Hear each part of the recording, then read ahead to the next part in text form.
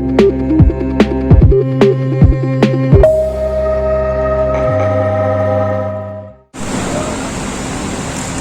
kasih Pak Rektor untuk sambutannya. Saya sangat senang bisa di sini. Terima kasih sudah menerima saya. Mohon maaf sedikit telat, tapi karena harus mengejar ferry. Setelah itu saya ikut ferry umum, jadi 10.30 harus berangkat dari sini. Jadi saya akan singkat aja. Sebenarnya saya di sini ingin lebih mendengar, cuma ingin mengingatkan mungkin 3 atau 4 poin penting. Pertama, terima kasih sudah menyambut, ini pertama kalinya saya di Medan. Jadi luar biasa, terima kasih Pak Tan sudah menjadi tuan rumah juga mengunjungi sekolahnya. Cuma mengingatkan beberapa hal. Yang pertama adalah tolong tahun depan ini akan ada berbagai macam peningkatan program yang tolong jangan disia-siakan untuk semua rektor-rektor dan perguruan tinggi di Sumatera Utara. Yang pertama adalah ini program MBKM ya, terutama magang bersertifikat, kampus mengajar, semua program-program yang full 20 SKS itu akan kita tingkatkan. Di tahun ini 50.000 mahasiswa yang berpartisipasi dalam belajar di luar kampus. Tahun depan kita targetnya 150.000, oke, 3 kali lipat. Jadi tolong didorong masing-masing rektor juga tolong mencari program-program lokalnya. Jadi jangan cuma dari kementerian seperti USU udah melakukan, tolong cari juga sourcing sendiri program-program dengan industri-industri lokal ya maupun internasional yang ada. Jadi itu yang pertama. Kedua adalah poin yang sangat penting. Saya masih mendengar banyak keluhan dari mahasiswa yang nggak mendapatkan full 20 SKS. Jadi mohon saya jelaskan bahwa bagi mahasiswa yang untung bisa terima dalam program ini yang susah sekali masuknya, mereka wajib diberikan 20 SKS, mau prodinya dari manapun. Jadi mohon itu penjelasan jelas.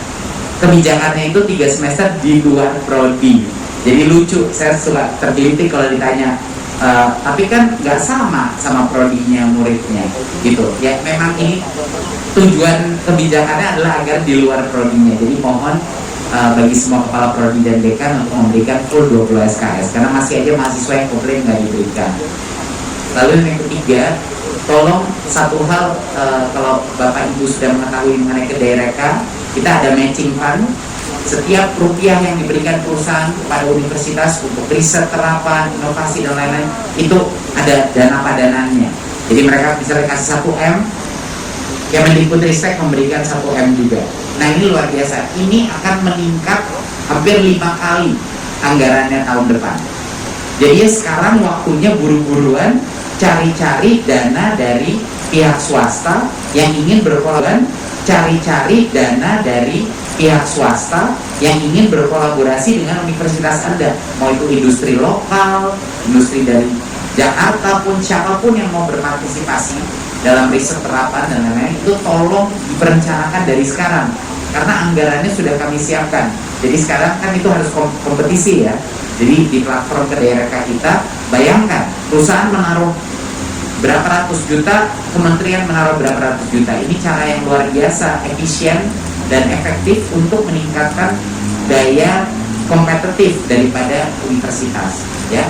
Dan itu nggak harus dari perusahaan yang profit, organisasi nirlaba pun bisa.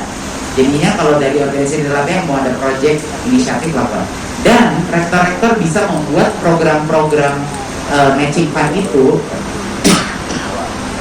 riset terapan itu menjadi program kampus merdeka. Jadi didobelin, ada perusahaan melakukan suatu proyek di dalam universitas, dananya 50% ditombokin lagi oleh Kemendikbudristek, plus program itu bisa jadi program MBKM sehingga murid-murid bisa, mahasiswa itu bisa bergabung dalam program itu dan mendapatkan 20 SKS secara full time.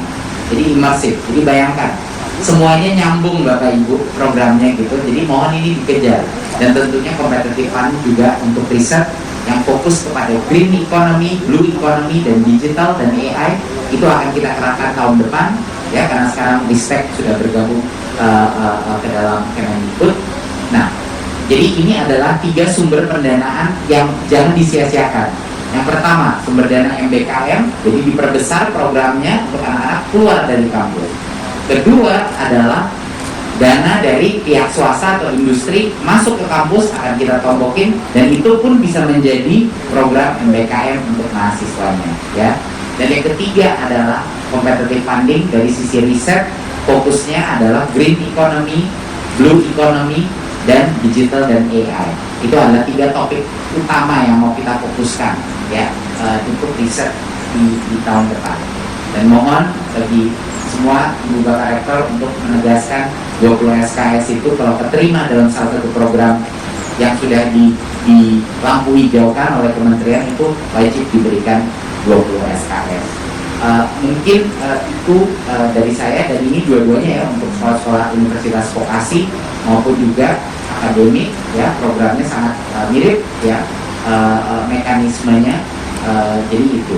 Dan tahun depan kita juga insya Allah akan mendorong praktisi mengajar. Saya dengar banget dari rektor di mana-mana ingin bilang ini kok susah banget, kita nggak punya dana juga buat tarik praktisi-praktisi, banyak yang S1 dan lain. Nah, itu akan menjadi salah satu fokus kita tahun depan. Gimana caranya membantu para perguruan tinggi mendapatkan praktisi untuk bisa mengajar, dan biar regulasinya juga jauh lebih mudah untuk mengambil orang dari industri ya, karena orang-orang jago di industri banyak yang nggak punya S2 ya kan Pak Murid, kita tahu itu. Jadi itu juga akan menjadi satu fokus ya. Dan